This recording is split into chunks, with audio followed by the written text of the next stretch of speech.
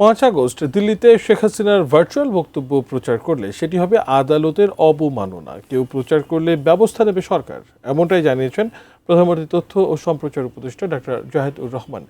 তবে বিদ্বেষমূলক না হলে শেখ হাসিনার বক্তব্য প্রচারে আইনগত কোনো বাধা দেখছেন না ট্রাইব্যুনালের চিফ প্রসিকিউটর মোহাম্মদ আমিনুল ইসলাম। এদিকে দিল্লিতে বুধবারের আলোচনার সঙ্গে ভারত সরকারের কোনো সংযোগ নেই বলে দাবি করেছে দেশটির পররাষ্ট্র মন্ত্রণালয়।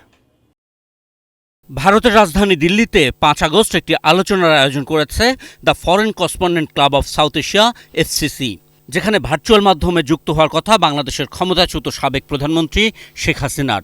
তিনি যখন বক্তব্য দিচ্ছেন, এই আলোচনার খবর কিছু গণমাধ্যম প্রচার করছে বলে মঙ্গলবার সচিবালয়ে তথ্য অধিদপ্তরের নিয়মিত সংবাদ ব্রিফিংয়ে একজন সাংবাদিক উল্লেখ করেন। সরকার এসব গণমাধ্যমের বিরুদ্ধে কোনো পদক্ষেপ নেবে কিনা তা জানতে চাওয়া হয় তথ্য উপদেষ্টার কাছে।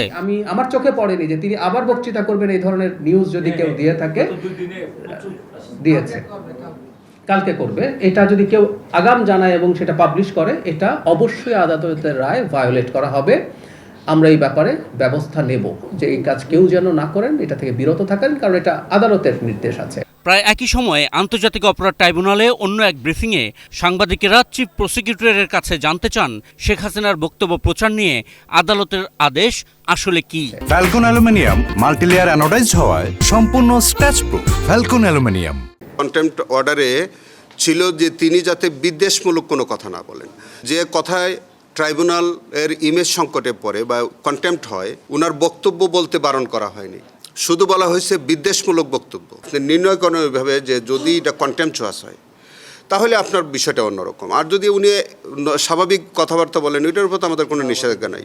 অন্যদিকে দিল্লিতে ভারতের পররাষ্ট্র মন্ত্রণালয়ের নিয়মিত ব্রিফিংয়ে মুখপাত্রের কাছে FCCর এই আয়োজনে তাদের সরকারের অবস্থান নিয়ে জানতে চাওয়া হয়।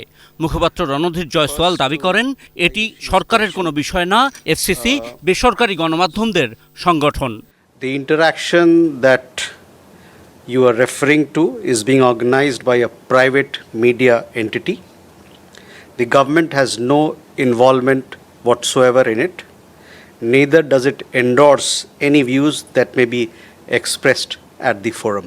Ashikur Rahman Apu, ATN news, Dhaka.